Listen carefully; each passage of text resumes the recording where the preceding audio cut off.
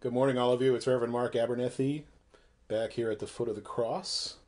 We're now in the second week past Easter, so we are still in the season of Eastertide.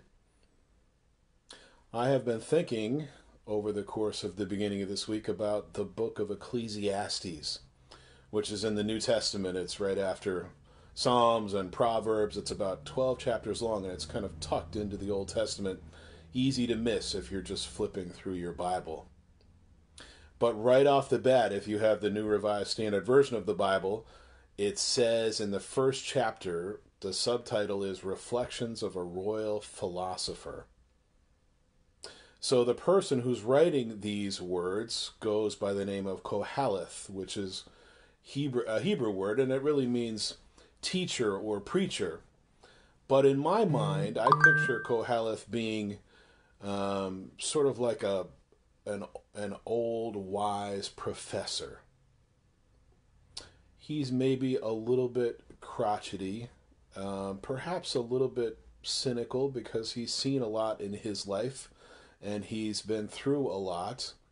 And if you read the book of Ecclesiastes carefully, you'll get a sense of what his perspective is.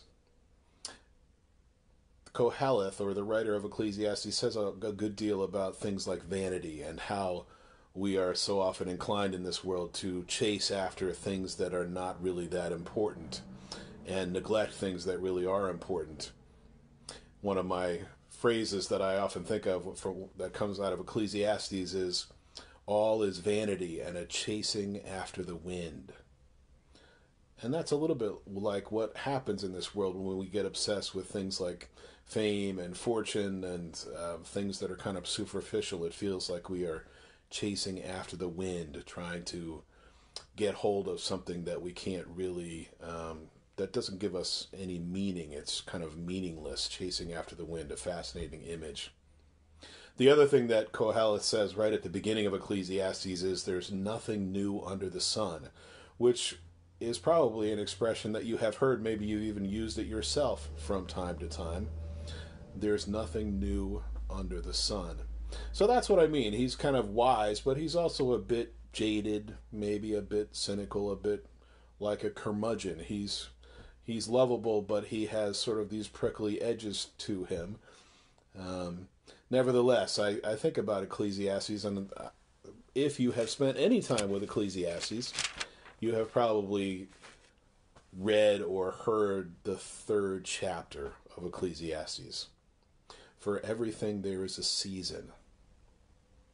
Now, when I hear for everything there is a season, I often think to myself of that song that Pete Seeger once wrote back in the late 1950s called Turn, Turn, Turn.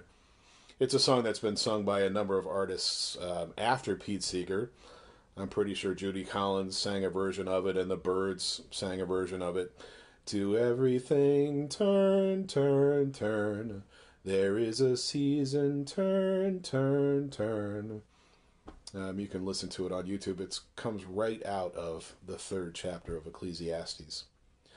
But the words in the third chapter are so applicable, I think, to what's going on in the world right now, especially in the midst of shelter-in-place restrictions and how we're isolated and quarantining.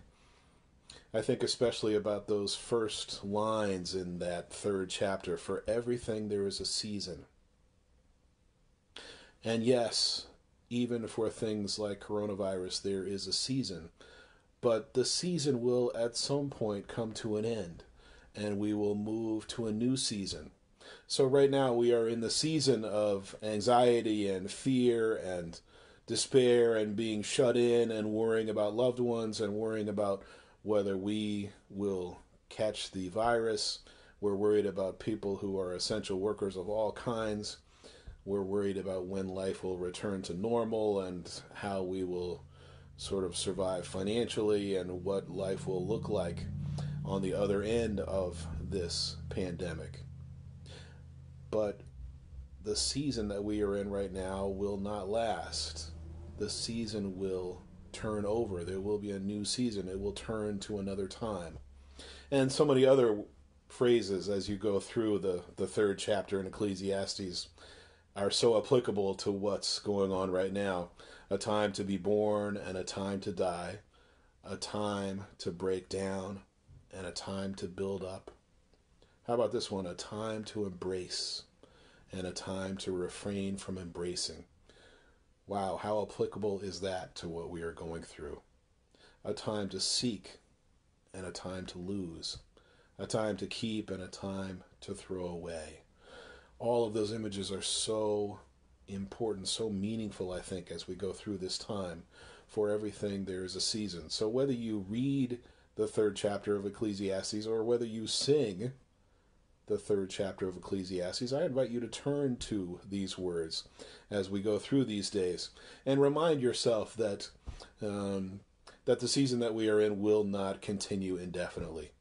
There will be an end, and we will all join together and celebrate when the new season comes, hopefully sooner rather than later.